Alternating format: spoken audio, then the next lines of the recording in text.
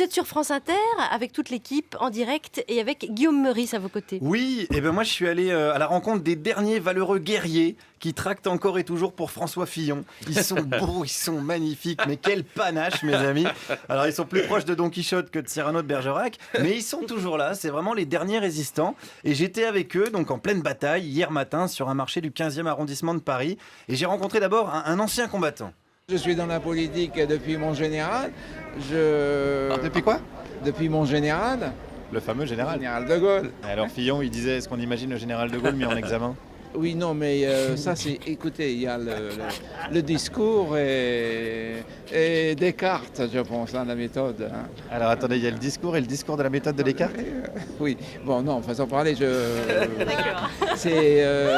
j'anticipe. Ça, c'est un jeu de mots. Oui, d'accord, c'est un jeu de mots. Oui, on peut être résistant et aimer les jeux de mots. Hein. Stéphane Hessel, c'était pas le dernier à faire des blagues sur ses dessous de bras. Hein. Il y a des carrières dans des cabarets qui se perdent, je vous le dis. Alors, ce combattant, non seulement il se prenait pour Jean Amadou, mais pas seulement. J'accuse, je suis un Zola du XXe siècle, j'accuse les socialistes. Alors attention, parce qu'on est au 21e siècle là. Non, on n'est pas encore. En l'an 2101, on serait au XXe siècle. Ah là, vous pensez qu'on est encore au 20e siècle? Enfin, mais c'est en 2010, c'est le XXe siècle. Quand Ah, j'arriverai au 21, moi je suis mathématicien. Ah oui. Mathématicien, oui. Sûrement celui qui a raconté les voix de la primaire de la gauche. Il est quand même plus proche de Cambadélis que de Zola.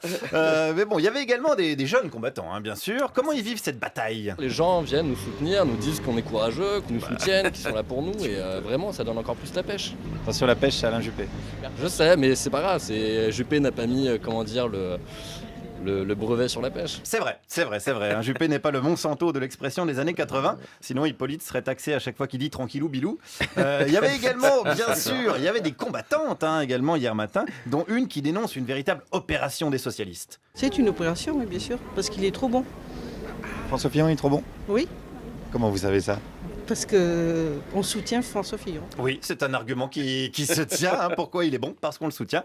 Un argument qui n'est pas sans rappeler celui du responsable de la centrale de Tchernobyl, quand il parlait nucléaire soviétique. Alors, on n'en a pas fini, attention, avec les bons arguments. Écoutez celui-ci.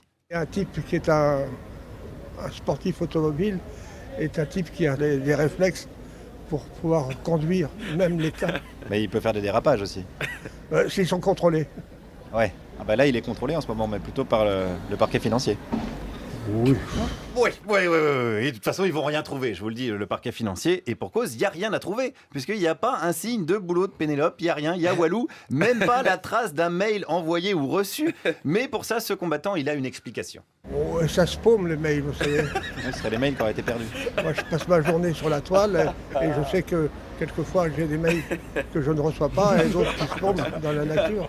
Sans qu'on sache vraiment pourquoi. Ah, saloperie de mails qui se perdent. Hein. Alex, vous le savez mieux que personne. Pourquoi les nanas que vous contactez ne vous répondent pas? C'est les mails qui se perdent.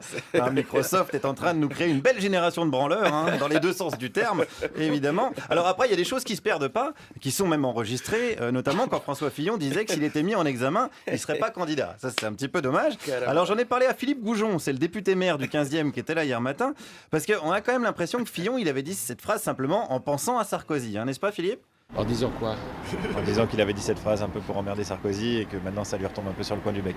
Écoutez, il a dit cette phrase pour concerner toute la sphère politique, dont lui-même d'ailleurs, mais bon, voilà. Oui, et du coup là c'est foutu maintenant s'il est mis en C'est examen. pas ça, mais bon, vous savez, dans les campagnes électorales, il y a parfois des phrases qui peuvent ensuite être sorties de leur contexte, retournées contre leurs auteurs, tout ça. Ouais, la question du contexte, plus de con que du texte à mon avis. Mais bon, on leur en veut pas à la guerre, tu fais tout pour sauver ta peau, c'est comme quand un bateau coule. D'ailleurs pour conclure, j'avais une dernière métaphore pour Philippe. Est-ce que vous n'avez pas l'impression d'être un peu comme les musiciens du Titanic qui continuent à jouer pendant que le Titanic coule? J'ai vraiment pas cette impression du tout. On a le sentiment que, d'abord, les électeurs de droite prennent conscience. On a l'impression que vous jouez du pipeau quand même parfois. Non, je ne suis pas musicien, pourtant j'aime beaucoup la musique, mais je ne suis pas assez calé. Bon, on verra si les électeurs sont assez calés en musique militaire ou pas. Parce qu'entre ça et la machine à perdre qui est enclenchée à gauche, c'est toute la France qui risque malheureusement de monter au front, mais national.